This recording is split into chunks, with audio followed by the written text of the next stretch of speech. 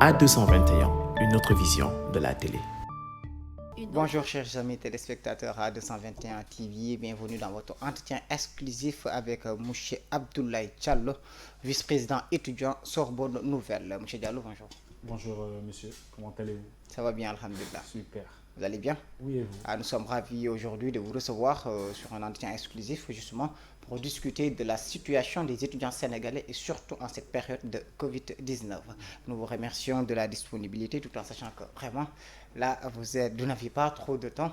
Donc nous vous remercions d'emblée sur la disponibilité. Et après vous serons accompagnés par la ravissante demoiselle Salidja. Bonjour tout le monde, bonjour Abdoulaye et bienvenue. Merci à vous aussi de m'avoir invité. D'accord, sans plus tarder, on va démarrer l'entretien exclusif avec M. Abdoulaye Diallo, vice-président étudiant en Sorbonne Nouvelle, sur la situation des Sénégalais, des étudiants sénégalais qui vivent actuellement en France. Abdoulaye, période de Covid-19, reconfinement en France, une situation assez difficile pour les étudiants. Alors, tout d'abord, je vous remercie pour cette initiative qui est très importante pour moi en tant que leader des étudiants. Mais les étudiants, certes, les étudiants vivent aujourd'hui une situation très compliquée, mais ce n'est pas quelque chose de nouveau en fait. Et ça, je pense que tout le monde le sait d'emblée, comme vous l'avez souligné au début de votre discours. Les étudiants sont dans une précarité. Pourquoi? Parce que tout simplement, le système ne favorise pas trop le milieu étudiant. Donc aujourd'hui, le Covid-19 fait qu'empirer les choses en fait. Parce que quand tu regardes déjà le fait de vivre à l'étranger, ce n'est pas quelque chose d'évident. Alors, un étudiant sénégalais qui quitte la France pour aller poursuivre ses études en France, dorénavant, il rencontre des difficultés d'orientation parce qu'il est tout simplement perdu. Il se retrouve dans un système qui n'est pas du tout pareil que le système, qui n'est pas du tout pareil avec l'ancien système qu'il a laissé. Donc pour moi, aujourd'hui, le Covid ne fait que énumérer les failles, les difficultés que les étudiants vivent depuis pas mal d'années. Mais certes, le Covid-19 a empiré les choses davantage parce qu'aujourd'hui, les étudiants se retrouvent confinés. En se retrouvant confinés, quelles sont les conséquences? C'est un manque de travail, des problèmes de psychologie et puis un mal-être aussi qui s'installe dans le milieu étudiant parce que tu te retrouves confiné dans un 18 mètres carrés. Financièrement parlant, c'est pas du tout ça. Et puis les études à distance qui n'aident pas aussi la jeunesse. Donc aujourd'hui, on ne peut pas dire oui, le Covid a empiré les choses, enfin le Covid a installé une difficulté. Non, le Covid a fait que énumérer les choses et puis voir empirer les choses, ce que les étudiants vivaient avant. D'accord, on va mettre l'accent sur ces difficultés justement. Vous aviez dit que ça existait avant. D'abord, on va le diviser en deux parties. On va commencer justement par les difficultés sur le plan académique, le changement de système. Qu'est-ce qui ne va pas quand vous quittez le Sénégal et que vous arrivez en France en premier lieu? Alors, c'est vrai que c'est une problématique aussi, parce que le système n'est pas pareil. Peut-être que des fois, il y a un système qui... On peut avoir des difficultés. Pourquoi? Parce qu'on se retrouve avec... dans un premier temps, on se retrouve parce qu'on on a un problème d'orientation. Ce qui arrive, on nous sollicite, des étudiants qui arrivent, qui nous sollicitent pour nous demander à se réorienter. Alors que les étudiants avaient opté pour ce chemin. Maintenant, le problème, c'est que le problème pédagogique est très complexe pour moi, parce que ça ne rentre pas directement dans le problème, enfin dans le plan pédagogique. Pourquoi? Parce que c'est... Quand tu n'es pas bien informé, il y a un problème d'information quand l'étudiant arrive. Il n'a pas toutes les informations nécessaires pour savoir ce qu'il faut faire et les démarches qu'il faut faire pour se retrouver. Et puis aussi, si toutefois l'étudiant n'est pas bien accompagné dorénavant, avant de s'inscrire, ça aussi, ça peut engendrer des problèmes dans le plan pédagogique. Maintenant, je pense que le système universitaire, de manière générale, je dis, normalement, est le même. en France, en tout cas un étudiant sénégalais qui quitte ici pour aller en France, normalement, si toutes les démarches sont correctes, normalement, c'est le même. Mais il y a un système qui est différent quand même, ça, il faut le dire. Les attentes ne sont pas pareilles. Et puis, l'étudiant change d'univers, change de monde. Donc, certainement, avant de s'adapter au nouveau système, c'est problématique quand même. Donc, c'est pourquoi, d'ailleurs, j'interpelle les responsables et les personnes qui sont censées de gérer ce système, de s'investir davantage pour aider les étudiants, notamment. D'ailleurs, c'est pourquoi les associations étudiantes veillent à ce que les étudiants soient bien orientés à la pré-rentrée universitaire. Donc, il y a des volontaires, des étudiants, représentants étudiants qui sont là et qui sont des étudiants volontaires qui aident les primo-arrivants surtout pour que les étudiants aient une belle entente en tout cas. D'accord. D'accord. Maintenant, vous, par expérience, d'après vous, quelles sont les solutions qu'il faut faire d'abord au Sénégal avant que l'étudiant parte en France pour le préparer? Moi, si j'avais des suggestions à faire ou des propositions à faire, je pense que, les autorités compétentes pourraient mettre des dispositifs avant le départ. Je sais pas, former des personnes qui vont être spécialisées sur le plan académique, mais surtout avoir des personnes qui ont vécu la même expérience, parce que ça aussi il faut le souligner, une personne qui a vécu sur le terrain, qui a vécu les mêmes expériences est mieux placée pour orienter quelqu'un qui se retrouve dans la même situation en fait. Donc pourquoi pas créer je sais pas, je ne sais pas si je peux dire des groupes de travail ou en tout cas des dispositifs et puis faire des formations chaque année avant le départ des étudiants et leur dire la réalité aussi, ce qui les attend là-bas et ce qu'ils peuvent rencontrer là-bas comme des difficultés. Je pense que ça aussi c'est quelque chose de nécessaire en fait. C'est pourquoi d'ailleurs dans beaucoup d'universités, pour ne pas dire toutes les universités, mais en tout cas dans l'université là où je suis, il y a une pré-rentrée universitaire pour aider les étudiants et puis les orienter, leur expliquer un peu leur année académique. Donc voilà, c'est une très belle initiative en tout cas, si toutefois elle peut avoir lieu. Bon, Justement. en parlant de difficultés, Oui. actuellement vous êtes en confinement ou bien? Actuellement, c'est un couvre-feu, je pense. Ouais. Mais d'après les informations que j'ai eues, on a dit que certains étudiants ont du mal à prendre les 3 repas par jour parce qu'ils ont des problèmes de financement, ils ont des problèmes pour payer leur loyer et tout ça. Est-ce que c'est avéré ça? Alors oui, c'est avéré. Ça, c'est une situation très, très, très avérée même. Parce que comme je l'ai dit dans le début de cette émission, c'est que le Covid ne fait que énumérer les choses. Les étudiants vivent dans la précarité, ça il faut le dire. Les étudiants ne sont pas boursiers, pour ne pas dire tous les étudiants. Mais en tout cas, je pense que 90% des... Bon, je ne vais pas, autant pour moi, je ne vais pas donner de chiffres, mais en tout cas, la majorité des étudiants sénégalais n'ont pas boursier en France, à Paris. Et ça, c'est problématique quand même. D'ailleurs, c'est l'une de mes revendications depuis pas mal d'années pour étaler le système boursier. L'État a mis en place un système de bourse pour les étudiants qui sont en France, mais il faut le dire quand même, il faut oser le dire, c'est très insuffisant. On va plus tard mettre l'accent sur ce problème boursier-là. Justement, mais là, ce point, c'est intéressant. On aimerait aussi comprendre le changement, l'impact que ça a eu. Parce que quand on parle de comment vivait l'étudiant avant le couvre et le confinement en France, et la prise de ces mesures, quel est l'impact sur la vécu de l'étudiant sénégalais actuellement? Alors, pour revenir, pour ne pas sortir dans le but du sujet, c'est que comme les étudiants qui se retrouvent là-bas, déjà un étudiant, on sait tous, un étudiant, si on peut le dire, c'est la précarité en fait. Parce que faire les études, avoir un boulot à côté, ce qui n'est pas du tout évident. Mais après, tout le monde passe par là. Ça, je n'en disconviens pas. Mais maintenant, un étudiant qui se retrouve là-bas, déjà un étudiant étranger, le travail est limité. Si je ne me trompe pas, on ne dépasse pas 18 heures par semaine. Certains étudiants se retrouvent avec 23 ou 24 heures, en tout cas 24 heures maximum quand on a un statut étudiant. Donc, ce qui n'est pas évident. On doit avoir des cours. Et sans compter si, toutefois, on est dans un lieu... Enfin, on habite très loin, de notre lieu d'études. Ce qui justifie d'ailleurs la difficulté que les étudiants vivaient avant le Covid. Vous voyez?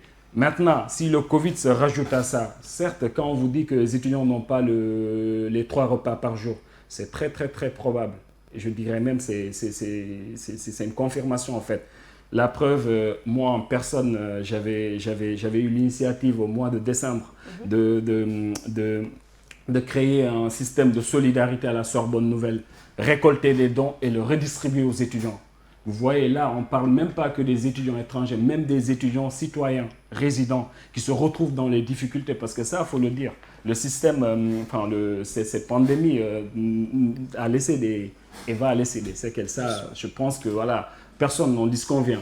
Donc si toutefois des étudiants même qui vivent chez eux ont des difficultés de vivre, alors qu'en est-il pour les étudiants étrangers? Donc ça, le débat n'est même pas là en fait. Donc ce qu'il faut faire maintenant, c'est d'apprendre dans ces erreurs-là et d'essayer de trouver des solutions. Même si les solutions ne seront pas trouvées tout de suite, ça c'est sûr, mais il faut essayer de trouver des solutions pour les étudiants sénégalais qui vivent dans des difficultés aujourd'hui. Mais je parle de manière générale aussi, tous les étudiants sont dans des difficultés aujourd'hui. Les étudiants sont dans une précarité extrême. Justement, parce que aussi, si on sait, moi j'ai eu à m'entretenir avec un étudiant là-bas en France. Bon, l'explication qu'il me donnait, c'est le fait que le Covid les empêche de travailler, comme vous l'avez dit, donc parce qu'on est en confinement et on est en couvre-feu et tout ça. Et maintenant, ça se répercute sur le revenu. Et comme nous le savons très bien, dans notre société, naturellement, on n'a pas l'habitude de venir en aide la personne qui est à l'étranger. C'est le contraire qu'on attend. Donc là, ça devient un problème. Si l'étudiant ne travaille plus, n'a plus de revenus et doit payer son loyer, doit vivre, ça devient quelque chose d'extrêmement difficile. Oui, alors déjà, l'étudiant même, le temps, ça je pense que je vais en profiter pour lancer les messages pour les parents sénégalais qui ont des enfants à l'étranger. L'étudiant, même en temps normal, sans Covid, qui travaille et qui fait ses études à côté, c'est dur de travailler et d'entretenir une famille ici au Sénégal. Ça, il faut le dire. Même si des fois, on essaye de faire l'impossible, comme on le dit. Maintenant, le Covid, certes, sur le plan professionnel, oui, c'est problématique parce que là, si toutefois les magasins sont fermés, les étudiants sont réputés dans certains secteurs de travail, ce qu'on appelle les jobs étudiants. C'est-à-dire les grandes surfaces, la restauration, l'hôtellerie, etc. Ouais. Vous voyez, et notamment, c'est les endroits les plus touchés. C'est les endroits les plus touchés en tout cas par la crise. Ouais. Donc forcément, cela va se répercuter plus sur la vie étudiante et la communauté étudiante.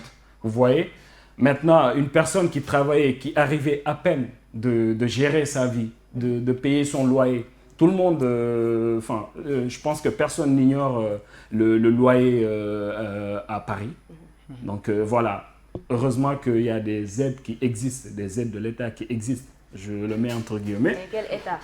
L'État français, je le dis bien. Heureusement qu'il y a une aide d'État français qu'on appelle les allocs, etc., qui est à la disposition des étudiants, mais ça aussi qui demande des démarches en amont, Mais en tout cas, voilà, sachez-le, là, être dans ces difficultés-là, dorénavant, même dans un temps normal, en travaillant, on arrive à peine à payer le loyer, à remplir notre frigo et puis avoir une vie normale. Donc, qu'en est-il? S'il n'y a pas de boulot, bah, forcément, ça va impacter à ce niveau-là parce que là, les restaurants ferment, les hôtels ferment. Et puis un étudiant qui n'a pas atteint un plafond, je pense même que les étudiants n'ont pas le droit au chômage. Donc peut-être que vous ne le saviez pas, mais les étudiants étrangers n'ont pas le droit au chômage. Donc ça, il faut le dire. Donc maintenant, qu'est-ce qu'il faut faire alors? Si on vous dit que les étudiants n'ont pas 3 repas par jour, je pense qu'on ne doit même pas se poser la question.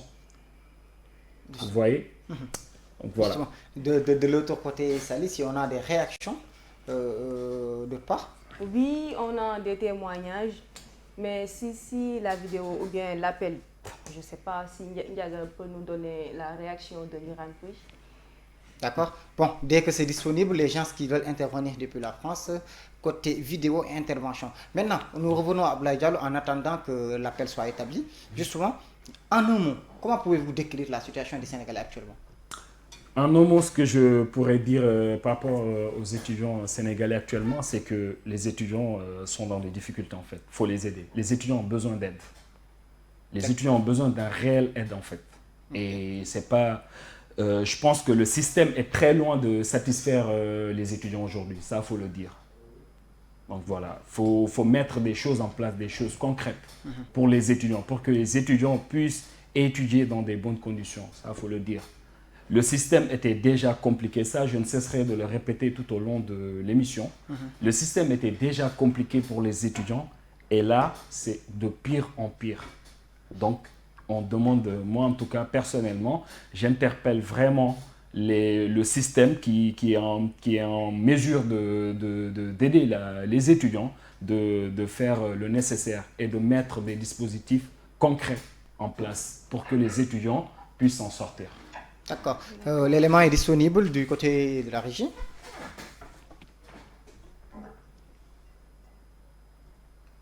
Pas encore disponible. Oui. Est-ce qu'on peut avoir l'intervention?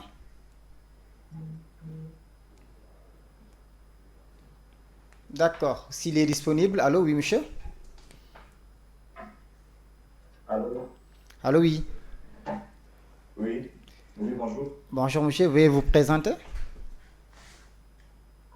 D'accord, je m'appelle Biran Pouye, je suis étudiant sénégalais à Metz. Ok, Biran, merci de nous rejoindre sur le plateau. D'accord. D'accord, Biran, comment décrivez-vous la situation des étudiants sénégalais actuellement en cette période de Covid-19, notamment à Metz, là où vous résidez? Bah, c'est compliqué parce que déjà sur le cours avec le confinement, c'était compliqué. Parce que tous les cours, on avait arrêté les cours en présentiel, on faisait tous les cours en ligne. Et c'était pas facile de suivre parce qu'on n'a pas l'habitude. Ok, d'accord. Maintenant, Biran, pouvez-vous nous expliquer un peu, vu que les jobs étudiants étant un peu impactés par le confinement, par la Covid-19 là-bas en France, comment les étudiants font actuellement pour joindre les deux bouts? Bah, c'est pas facile pour tout le monde parce que déjà les étudiants c'était pas tous les étudiants qui avaient un travail, mais ceux qui avaient un travail et qui n'avaient pas de CDI, ils ont perdu leur travail. C'est très, très compliqué de payer son loyer déjà et de pouvoir s'en sortir, quoi. D'accord. Maintenant, on va rester avec vous pour aborder notre deuxième point avec Abdoulaye qui est sur notre plateau. On vous rappelle qu'on a aussi Abdoulaye Diallo, vice-président l'université Sorbonne Nouvelle, justement dans notre plateau. Biran qui vous écoute en même temps que moi. Maintenant, on va évoquer avec vous, Abdoulaye comme Biran, quelle est la responsabilité de l'État sur ça? Parce que vous êtes des citoyens sénégalais à l'étranger. Aujourd'hui, quelle est l'aide de l'État par rapport à cette situation? Le consul sénégalais qui est là-bas ou l'ambassade sénégalaise qui est là-bas? Aujourd'hui... Biran, vous restez avec nous, s'il vous plaît. Ok. Moi, je pense que dans un premier temps, parce qu'on vit si je peux me le permettre, en quelque sorte, dans un état d'urgence, en fait, par rapport à la pandémie, là, l'ambassade, le consulat, je ne sais pas, tout ce que vous voulez, en tout cas, les autorités sénégalaises, c'est de mettre un système en place. Bon, certains me diront que ça a été déjà mis en place lors du premier confinement. Là, je ne suis pas au courant pour la deuxième vague. Mais c'est de mettre un système d'urgence en place où les étudiants sénégalais pourraient... en tout cas, un système qui pourrait venir en aide les étudiants sénégalais sans condition et sans sélection, en fait. Si je dis sans condition ni sélection, c'est par rapport à tout ce qui est bourse sur dossier, etc. Donc là, c'est de réunir les étudiants et venir en aide aux étudiants, que ce soit financièrement parlant et dans le plan logistique aussi, parce que le camarade l'a évoqué, il a parlé du système de distanciel que j'ai oublié d'évoquer. Oui, les étudiants souffrent aussi. Il y a la fracture numérique aussi. Tous les étudiants ne possèdent pas d'une machine. Et puis, avoir une machine aussi, ce n'est pas gratuit. C'est pourquoi d'ailleurs dans certaines universités, la présidence et la gouvernance de l'université met à disposition des machines pour les étudiants. C'est le cas de mon université d'ailleurs, on l'a fait depuis l'année dernière, on continue à le faire et on y travaille aussi. Donc moi j'attends aujourd'hui vraiment de la part de l'État sénégalais de mettre ce dispositif en place. Voilà, de fournir des machines, etc. On ne peut pas à chaque fois attendre l'État français en fait. On doit avoir un lieu de refuge chez nous. En vous entendant parler, il semble que l'État français vienne plus en aide aux étudiants sénégalais que l'État sénégalais. Quelquefois, oui. Oui, quelquefois, l'État français est plus présent que l'État sénégalais, en fait, dans le système éducatif là-bas. Peut-être que Biran a quelque chose à dire. D'accord, Biran, comment vous jugez cette situation? Oui, je confirme ce que vient de dire mon camarade là. Parce que nous, on sent plus l'État français nous venir en aide que l'État sénégalais. Parce que moi, le seul aide que j'ai reçu venant de l'État sénégalais, c'était lors du premier confinement. Ils nous ont donné une aide, je pense que c'était de 200 €, mais depuis, il n'y a rien. Parce que l'État français nous vient tout le temps en aide. Et ça fait combien de temps entre les 200 € et maintenant? C'était le premier confinement. Ça fait combien de temps? Donc environ un an. Il y a 9 mois. Normalement, il y a 9 mois. Bientôt, non. Ok, donc dans 9 mois, l'État sénégalais est venu en aide aux étudiants sénégalais qu'avec 200 €. Ouais. Et c'est pas tous les étudiants. C'est pas tous les étudiants. Ok, et c'est pas tous les étudiants, nous signalent. C'est pas tous les étudiants qui ont reçu cette aide. D'accord. D'accord. Mon camarade là, je pense que c'est le champ. Il n'y a pas tout le monde qui reçoit, quoi. Ok, et maintenant, vous, personnellement, quel est l'appel que vous lancez à l'État sénégalais, comme vient de le faire Abdoulaye? Bah, presque la même chose. Et ils doivent venir en aide aux étudiants qui sont ici parce que la situation n'est pas facile pour eux. Et même dans le cadre des études, pour les cours, il faut déjà avoir une machine, comme l'a dit mon camarade aussi. Et ici, on n'a pas cette aide-là venant du Sénégal. C'est plus l'État français qui nous donne des machines, l'université qui prête des machines aux étudiants, mais l'État sénégalais ne fait quasiment rien pour nous. Et c'est déplorable quand on sent des milliards qu'on entend ici. Parce qu'on a vu qu'aussi l'État sénégalais a sorti beaucoup. Il y avait le fonds Force Covid-19 qui a été évalué à 1000 milliards, visant à la résilience économique sénégalaise.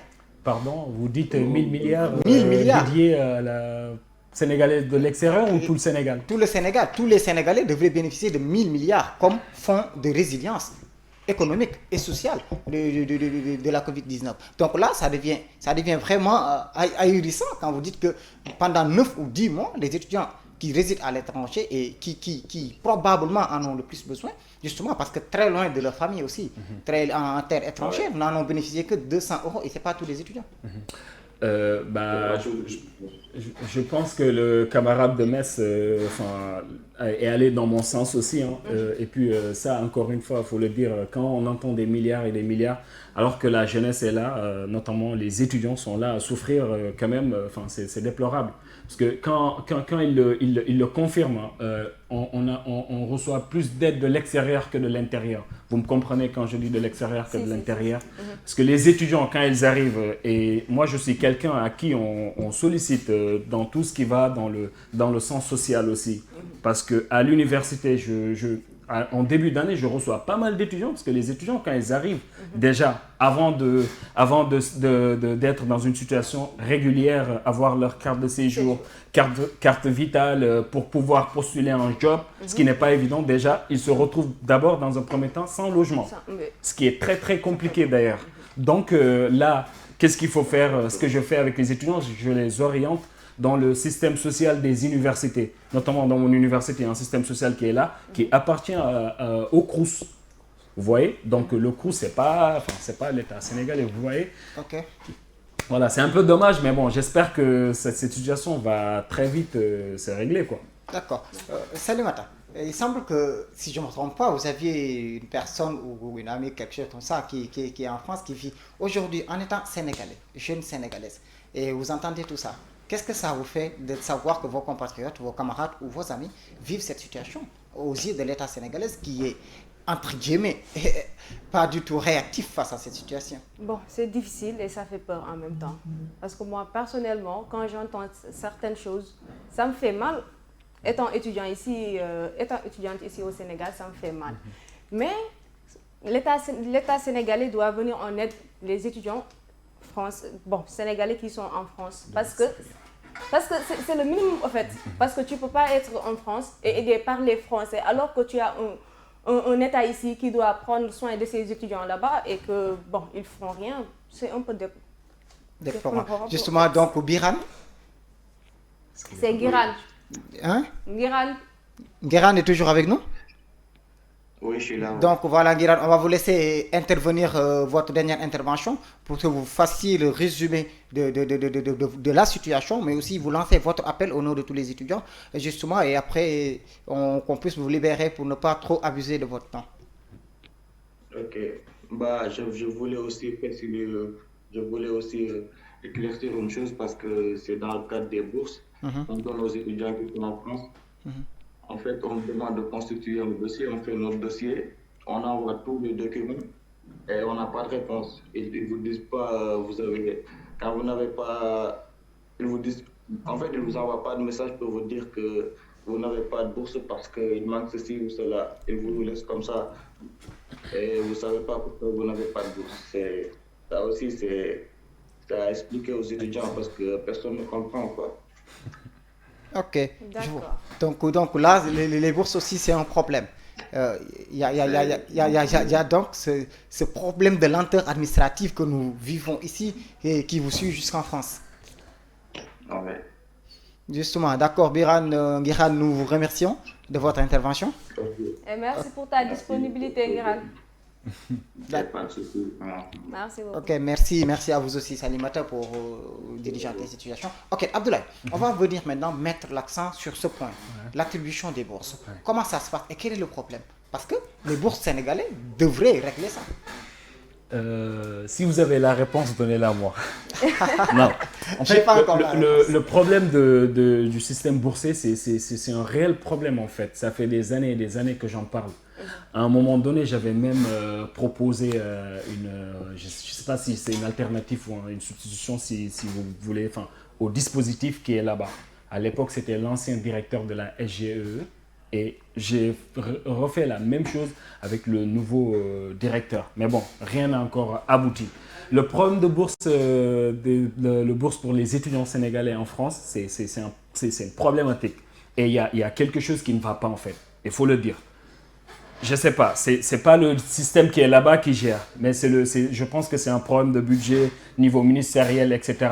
Mais le système n'est pas du tout correct. Je le dis, j'utilise le mot correct. Pourquoi? Parce que quand on nous dit le système boursier, il faut avoir, je ne sais pas, excellence, il faut être dans certaines filières, etc., etc. Ça, je trouve ça dorénavant, je trouve ça déjà discriminatoire pour certaines personnes. Et puis aussi, le système d'attribution n'est pas du tout transparent. Ça, je le dis aussi. Pourquoi? Parce que dans mon entourage, je connais pas mal d'étudiants. Mais je peux vous citer, je ne suis même pas en mesure de vous dire un tel étudiant est boursier, alors que je fréquente le milieu étudiant. Et ça, je pense que, on doit se poser la question à ce niveau-là. Les seuls 2 ou 3 étudiants que je connais qui bénéficient de quelque chose de l'État sénégalais, c'est 2 étudiants qui ont une aide qui ne dépense même pas entre 150 € et 200 € par mois. Et généralement, c'est des étudiants, ça aussi il faut le dire, généralement, on a des étudiants là-bas qui sont des étudiants sans papier. Okay. Donc, qui ne sont pas capables, ils ne sont pas en mesure de trouver un logement parce qu'ils sont en situation irrégulière et le boulot n'en parlons pas. Comment l'étudiant peut arriver à une situation irrégulière?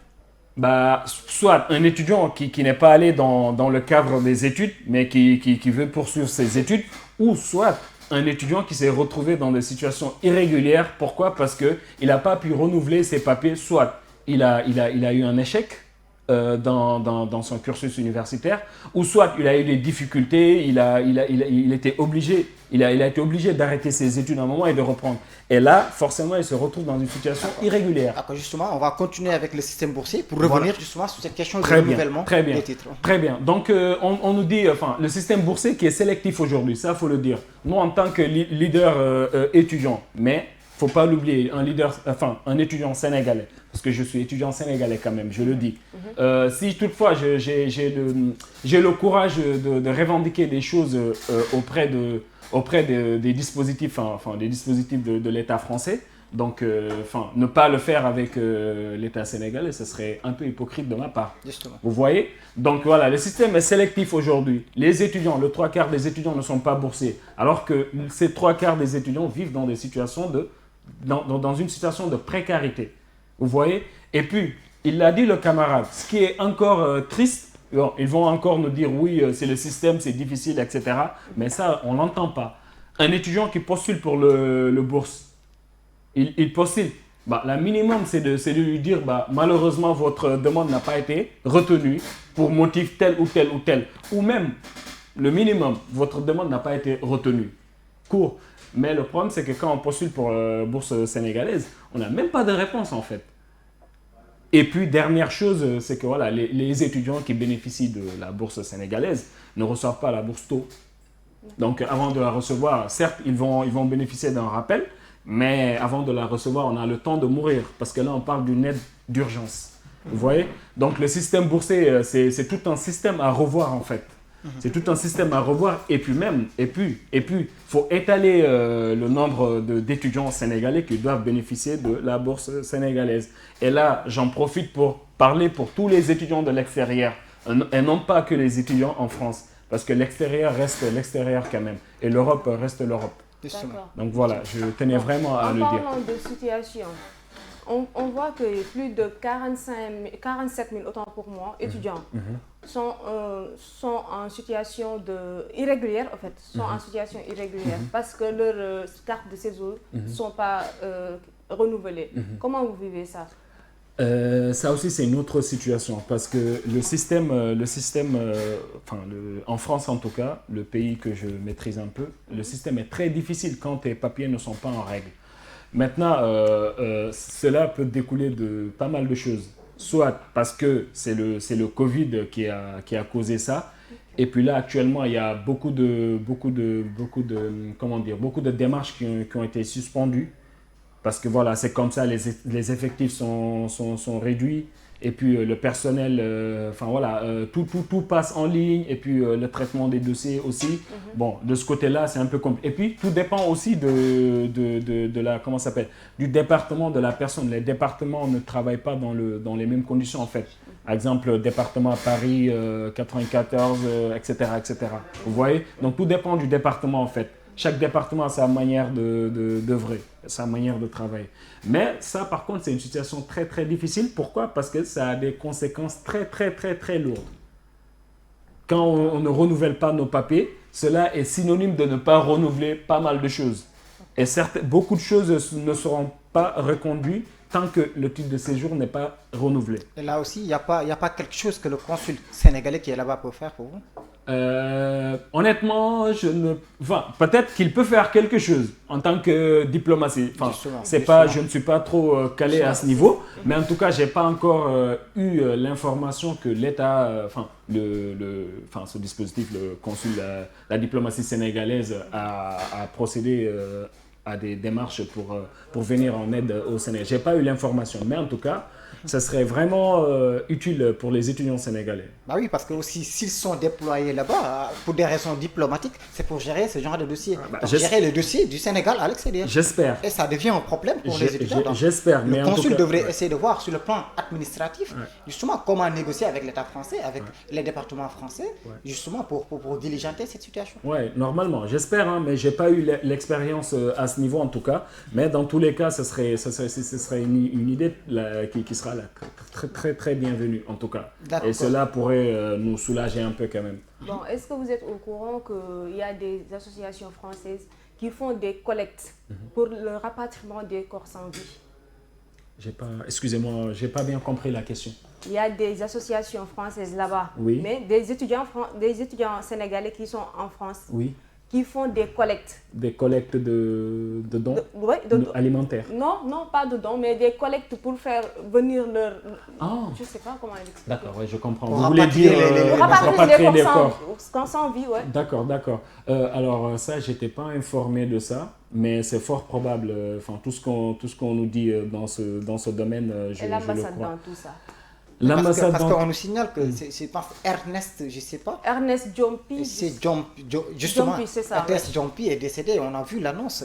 C'était le 10 février, si je ne me trompe pas. Alors ça, j'étais pas 10 février, j'étais déjà à Dakar.